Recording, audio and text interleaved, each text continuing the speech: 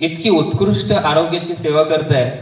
खूप नामांकित हॉस्पिटल त्याने उभा केलंय आणि मातीशी नाळ जोडणारे कुटुंब आहे, आदर्शवत आहे आणि आम्हाला अभिमान आहे की हे मुलं आमचे विद्यार्थी आहेत. आता बऱ्याच जणांची भाषणं मी ऐकली. चिचोंडी ही जी काही भूमी आहे ती प्रेरणादायी आहे, ती कष्टकऱ्यांची आहे. तुम्ही सगळे त्या 10वीच्या बॅच मध्ये शिकत होता ना, त्यावेळेस तुम्ही थोडंसं आठवून बघा, या चिचोंडीत कुठलाच प्रायव्हेट क्लास नव्हता. शिक्षक या ठिकाणी जे द्यायचे त्याच्या जीवावर तुम्ही आज सक्षमपणे उभे आहात. बऱ्याच मुलांनी सांगितलं की आम्हाला शिक्षकांनी खूप मारलंय.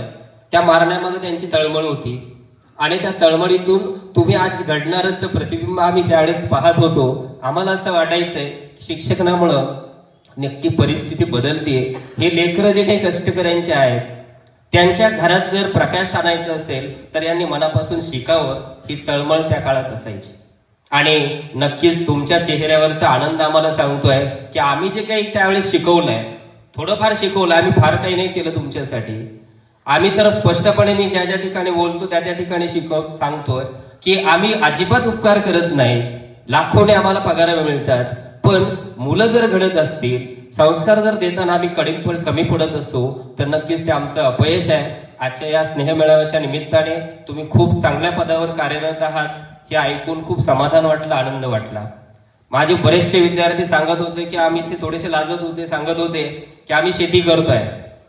मी आता या ठिकाणी बोललो आतमध्ये अहमदासशी, आणखी एक जणांशी बोललो. त्यांची शेती अप्रतिम आहे.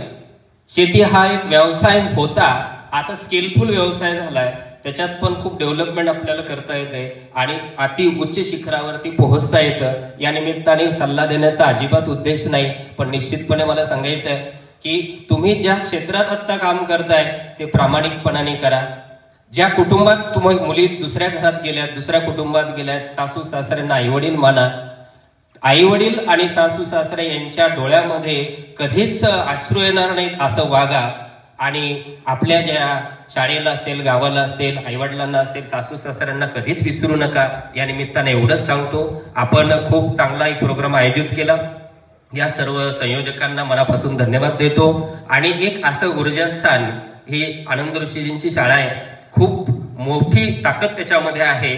याच्याशी प्रतारणा होणार नाही असं वर्तन आपण ज्या क्षेत्रात काम करतात तिथं ठेवावं, अशी या निमित्ताने अपेक्षा व्यक्त करतो आणि थांबतो.